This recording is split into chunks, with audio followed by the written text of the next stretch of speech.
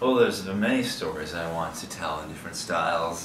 This one came, I guess the original germ of the idea just came from being interested in your neighbors and not knowing kind of what they're up to, I think it's a very natural voyeuristic impulse people have.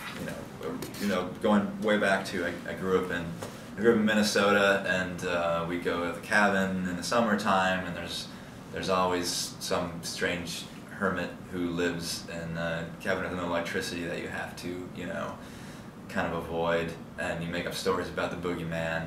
And then as you get older, you'd live in apartments and you'd hear crazy things going on next door. Not crazy things, just noises that annoy you, and you're almost just trying to, make up stories to laugh so you don't go crazy about it. So that was kind of the original genesis of it, and then from there it was a lot of different things coming up with the character Mr. Jones. And is there some weird hermit or neighbor in your life that has qualities like Mr. Jones? Did you wake up to a scarecrow in your face one morning? I feel like there was some that were near our set, actually. We filmed like 45 miles north of LA, which, by that point you're not in LA, you're kind of, as crazy as it sounds, you're off in the boonies, and there's some people that kind of didn't want us around there that we had to, not get killed by. So, yeah, but most people around there were very welcoming, and it was a great time. But not the real life Mr. Jones, he was terrifying. It's like a free way to put you guys in that mentality. Yeah, it's effective. Can you tell me a little bit about going with, I'm not going to say found footage, because your producer just said point of view movie, which I like much better. So can you tell me about going with that technique? Because it definitely comes with a stigma, but it's different here. So what were your goals? I think people need to know it's not really a found footage movie, because the movie sort of quickly evolves into something else. The main character is this documentary filmmaker who's exploring he's investigating, I guess, this mysterious reclusive artist, legendary figure who they think is Mr. Jones. So he's a documentary filmmaker, so it starts off with what he's making, and we tried to do something different. We tried to make this guy an actual sort of accomplished, documentary filmmaker with his own style, which is slightly pretentious. That's kind of part of the character. And then as the movie goes along, he kind of starts to get drawn into the world of Mr. Jones, and this kind of nightmare aspect is overlapping, and the movie starts to kind of fold in on itself until eventually it sort of goes full on tilt into the nightmare. So we wanted the style to evolve like that, and to go from a place at the beginning that you wouldn't expect it to be at the end. People see something different and not the same thing they're always seeing. And now, how much are you responsible for the camera work here? Like, I hear you shot on an Alexa, so I'm assuming you're not running around with the rig on yourself? I was not running around with the Alexa. I would not want that responsibility. I'm too clumsy for that. But I did shoot quite a bit. In fact, all the stuff that's very close up towards myself is, we had that little rig that we had. And it was really fun only because we had to choreograph so much. There would be Matthew, who was the DP, and there would be a lot of choreographed moments where I'd be pretending to hold the camera, and he would hand it off to Sarah's character, and then he would just kind of like pretend to put it on his own shoulder as if it was hers, and then we'd have to duplicate the same shot, but with our own rig so that it had the same angle in the reverse. So it was very technical, which is a very different approach to making a movie. Does that help you get into character more, or does that kind of distract you? It's very different. It's like in other films, you're always trying to lose yourself in the character and in the moment and forget that everybody else is there and forget that the camera is there. But in this, because it was so technical, I tried to do whatever I could to not allow myself to trip up, which was my approach, was just be myself and have fun with the dance of it, and don't get too caught up in losing yourself in the moment, so to speak, and just be a team player and make it happen. Was there any one particular, maybe a camera achievement that you're really proud of, or maybe like movie magic wise, something that you did a crazy way on set that we see entirely differently? Yeah, I mean a lot of the by the end of the movie there's some pretty aggressive stylistic things happening, and a lot of a lot of that stuff was created in camera. It wasn't, we didn't have any kind of VFX budget. We couldn't afford a lot of big CGI. There's a few little things like painting a boom out, but other than that, a lot of stuff we had to do was in camera. So we were looking for things that you could do cheaply, but could create a very strange effect. And when you do that, you just kind of have to shoot a lot of footage and then go in and sift through that and find the sort of magical moments. But we would have like these panes of glass we would put in front of the camera and just kind of bend it, and it would shear the picture in very strange ways. Or we had a thing called the lens baby, which is like $200. You screw on to the end of the lens, and it's the thing they use in the Diving Bell and the Butterfly when he's about a guy who's paralyzed, and you kind of see the beginning of the movie from his perspective, and there's this like floating point in focus that you see. And so we would like shoot some of the scenes with that on there, not exactly knowing what we were going to get, just kind of knowing we were going to get some strange, hopefully hypnotic kind of stuff. And that's the stuff I'm most proud of, is to just be able to go out cheaply on an independent budget and give people something different than your typical just people standing in a room talking over massive shot. And how well prepared do you have to be for something like that? I mean, it sounds like you're taking chances, so yeah. I imagine some of it you're just winging it, yeah. But do you go in with like a meticulous shot list and things like that? Yeah, Matthew Rudenberg, the DP, who's an amazingly talented guy, he and I, we worked through the movie very exhaustively before we got into it. We didn't really storyboard because the camera work is fairly fluid in this, and you want to keep this captured documentary feel to it in a certain sense. But we shot listed it very exhaustively, and because a lot of the stuff is very different. Again, it's not classical coverage. It was kind of like when we were on set, Matthew and I were the only people who knew what the hell we were shooting. We had to like, and which just puts a lot of pressure on you. You can't just like hand storyboards off and say like, yeah, we're gonna do this and we're gonna do this and this. You have to be like, okay, now the next thing what we're gonna do is, we're gonna put this in front of the camera and we're gonna shoot it at 48 frames per second. And John's gonna go on the floor and he's just gonna roll around for 5 minutes, and we're gonna like just kind of swoop around him and do this kind of stuff. So there's a lot of that. Yeah, there was a lot of that.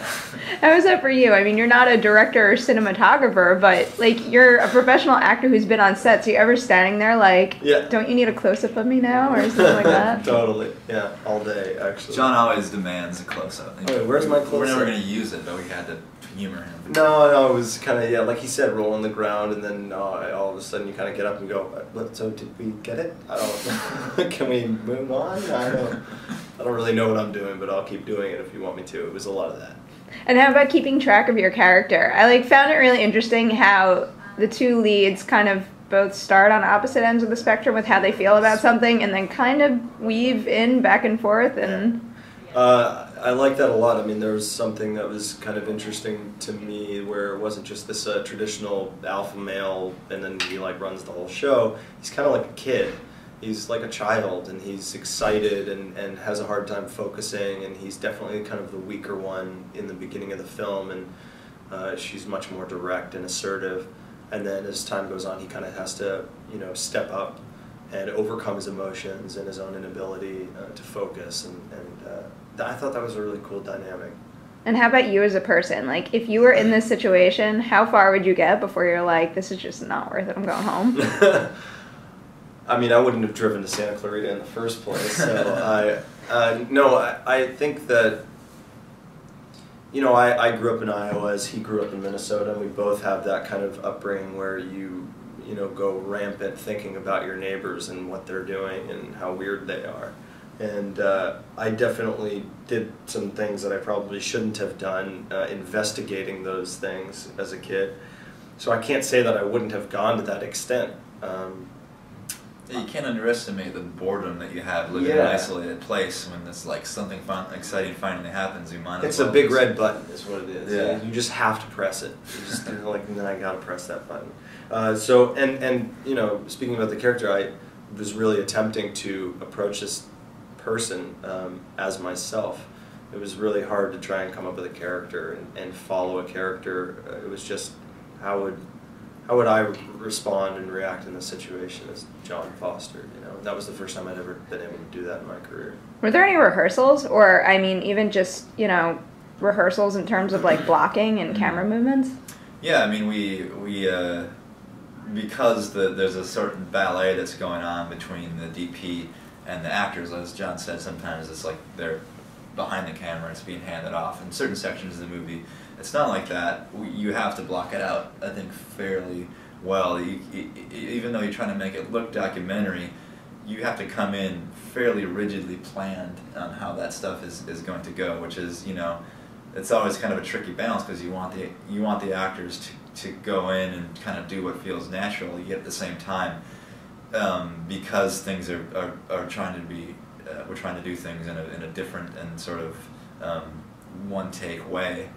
You have to be somewhat rigid, so that's the kind of balance you're always trying to strike. Yeah, and you know, even one trick that, if I may give away, but you know, there's some shots in these movies that really sell the kind of, you're shooting it yourself, which is when you see the reflection, and it's just, you know, the actor holding the camera, but that camera wasn't even on. It was actually being shot on Alexa right next to us, and to make it look real, you maybe sway in the mirror, but that camera has to do the same sway that you do to make it actually look like it's yourself.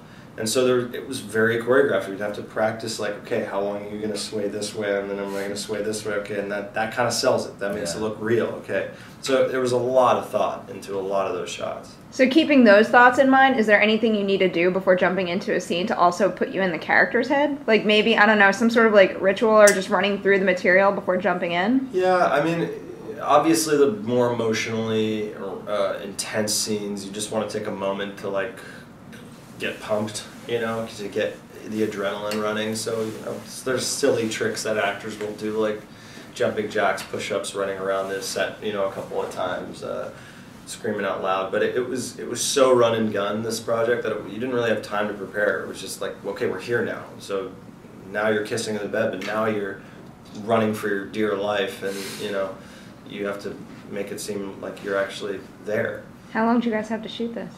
18 days we shot, and 17 of them were nights, so it was a grind. And also we shot it in June, so it was the shortest nights of the year. So, you know, as soon as, like, it's not even when the sun rises, as soon as there's a little bit of gray off in the east, you're done. You're done. So it was intense. It was intense. What was it like going into editing with this? Because a lot of found footage movies, we get one perspective, and it's kind of like, oh, I'm tired, let's turn the camera off. But like, there's a couple cuts here that is just for the sake of like pushing the story forward, and then cutting back and forth between what we see at the cabins and what we see in documentary style. Yeah. What was in your mind going into that process? Again, like, you know, the movie is supposed to sort of gradually be falling apart. It gradually like starts turning in on itself. So we want to start off very religiously following the found footage style, but as he's getting deeper and deeper to the Jones world and the kind of nightmare aspect to it, we wanted that to be reflected in the filmmaking, almost as if the nightmare is infecting the film itself. Since it's a filmmaker story, the dreams are going to be the kind of dreams a filmmaker would have. You know, Scott's obsessed with making his documentaries, obsessed with cameras, so those are the kind of things that start coming at him in his nightmare, and hopefully very bizarre, surreal ways. So it was kind of designed like that from the get-go, and then again, like with a lot of the stuff in the nightmare, especially, we just shot a lot of stuff and kind of went fishing in the editing room to try and piece it together. You know, we went with a plan, unknowingly that we were going to, you know, have to kind of find it in the edit, but it definitely is a challenge, especially up in the caves where it's just like, I don't know what direction he's supposed to be looking here. What was the thinking here 3 months ago when we shot that? Coming out of it, did it kind of turn into something entirely different, or did it adhere to your original vision? Definitely evolved. The style evolved, which is, you know, that's how I like to work, and I think it's how you keep the stuff the most fresh, is at every aspect of it, you try to keep open to the moment and what you can find there, whether it's with the actors on set or the location that you didn't expect it would look like this. And then in the edit room, you have the footage you shot, but you would be shocked how much you can repurpose stuff to work in a different way or to convey an emotion that you didn't think was there. Like I remember one example would be a shot really in the beginning of the movie when Scott's showing Penny this camera and he's really excited. When we shot it and it was scripted, Scott was like really excited and like making fun faces at her. And then as things kind of evolved, all we needed for that moment was this like split second where we see Scott smiling, but there's kind of an uncertain look on his face. And it was just, I think it was like in footage that Jon was like, before we even did action, we just kind of found this little look that he gave that conveyed that kind of thing. And that's the kind of accidents that you try to be open to in the editing room. And now, most importantly, who took home a scarecrow? Anybody? Well, they're about to be divvied up, I think. They're about to be divvied up. I'm so excited to get my hands on one of those. Jon's going to marry one of them. I am going to marry one of them, opposed to a few. Where'd the design for that come up from? Well, there's a guy we found on the internet that makes these things in like rural Pennsylvania. He works under the name Pumpkin Rot. He has a day job, but this is like his hobby. He makes these things like 365 days a year, and emailed him like a month and a half before we shot, and it's like, hey, you want to make some scarecrows for a movie? And he was open to it, so. And he just does it as a hobby. There's no like weird backstory reason why he's making them, right? You have to ask Pumpkin Rot, you know, what his motivation is. Maybe they're maybe he's warding off evil with them, or who knows? I mean, why does anybody make? I mean, I kind of dug that about it. He sort of had these. The guy who made the scarecrows had these slightly Mr. Jones aspects to it. A guy kind of living off somewhat reclusively, working under a strange name, and making these things for purposes that we don't quite understand.